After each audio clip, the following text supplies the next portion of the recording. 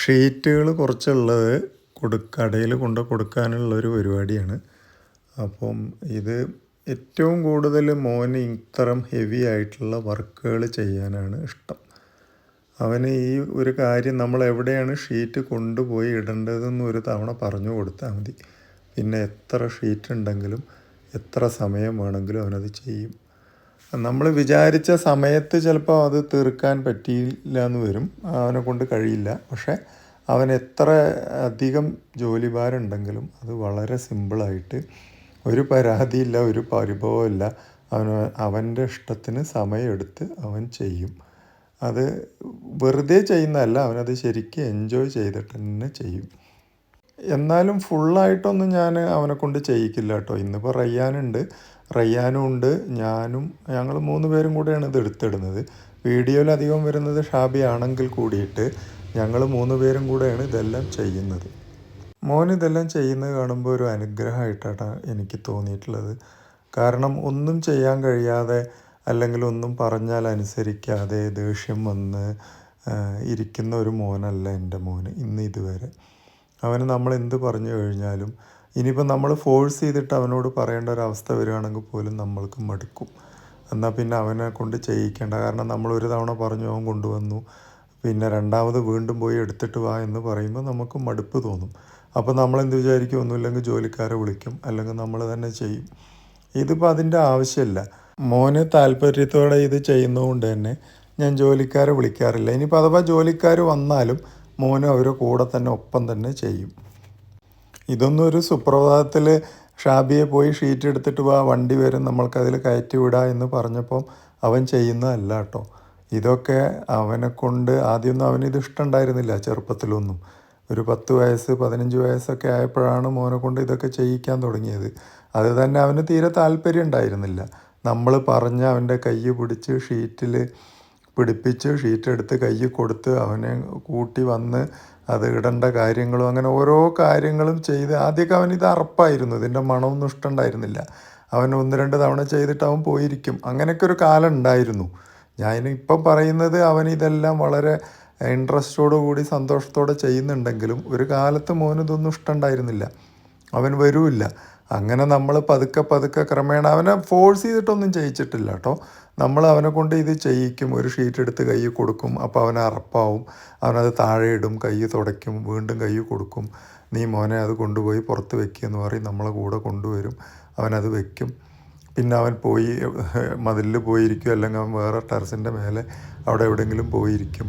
അങ്ങനെ ക്രമേണ ഇത് പിന്നെ നമ്മുടെ വീട്ടിൽ സ്ഥിരം ഉള്ളത് കൊണ്ട് ക്രമേണ എത്ര സമയമെടുത്തു എന്നൊന്നും അറിയില്ല. ഞാൻ എപ്പോഴും പറയാറില്ലേ, മോന് എന്തെങ്കിലും ഒരു ജോലി നമ്മൾ പഠിപ്പിച്ചെടുക്കാൻ ഒരുപാട് സമയമെടുക്കും. ചിലപ്പോൾ വർഷങ്ങൾ തന്നെ എടുത്തു എന്ന് വരും. വളരെ പതുക്കെയുള്ളൂ അവൻ പഠിക്കുക. പക്ഷെ ഒരു തവണ മോൻ എന്തെങ്കിലും ഒരു ജോലി പഠിച്ചു കഴിഞ്ഞാൽ അവൻ എത്രയോ എക്സ്പീരിയൻസ് ഉള്ള ഒരാൾ ചെയ്യുന്ന പോലെയാണ്. പിന്നെ അവൻ അതിനകത്ത് മടിയില്ല, അറപ്പില്ല. ഇപ്പം റബ്ബർ ഷീറ്റ് അറിയുന്നവർക്ക് അറിയാം, അതിനൊരു ചെറിയ മണമുണ്ട്, അതിന് പൂപ്പലുണ്ട്. നമ്മൾക്ക് അത്ര ഒരു രസം തോന്നുന്നൊരു ജോലിയൊന്നും അല്ല ഇത്. പക്ഷെ മോൻ ചെയ്യുന്നത് കണ്ടാൽ അറിയാം, വളരെ ഈസിയാണ്. കാരണം എന്താ വെച്ചാൽ വർഷങ്ങളുടെ ഒരു തഴക്കം മോന് വന്നത് കൊണ്ടാണ് ഇത്. ഒരിക്കലും ഞങ്ങൾ മോനെ കൊണ്ട് ഫോഴ്സ് ചെയ്ത് ഇത്തരം ജോലികൾ ചെയ്യുകയാണെന്ന് ഇത് കാണുന്നവർ തെറ്റിദ്ധരിക്കരുത്. ഈ ജോലികൾ ഇനി ഞാൻ പറഞ്ഞില്ല, ഞാനൊരു ജോലിക്കാരനെ വിളിച്ചിട്ടോ അതല്ല, മോനെ നീ അവിടെ ഒരു ഭാഗത്ത് ഇരുന്നോ എന്ന് പറഞ്ഞ് ഞാനും റയ്യാനും എടുത്തിടുകയാണെങ്കിലും അതിൻ്റെ A to Z കാര്യങ്ങൾക്ക് അവനുണ്ടാവും. അത് ഇപ്പം ആ ഡ്രൈവർക്കും അറിയാം, ആ പയ്യൻ നമ്മുടെ നാട്ടുകാരൻ തന്നെയാണ്, പുള്ളിക്കും അറിയാം. ഇനിയിപ്പോൾ ഞാനൊന്നുമില്ല ഉണ്ടെങ്കിലും ഷാബി ഒറ്റയ്ക്ക് തന്നെ ഈ കാര്യങ്ങളൊക്കെ ചെയ്യാനുള്ള ഒരു കഴിവ് അവനുണ്ട്. അതല്ലാതെ ഫോഴ്സ് ചെയ്തിട്ട് നമ്മൾ ഒരിക്കലും മോനെ കൊണ്ട് ഒരു ജോലിയും ചെയ്യിക്കാറുമില്ല, അവനോട്ട് ചെയ്യുമില്ല.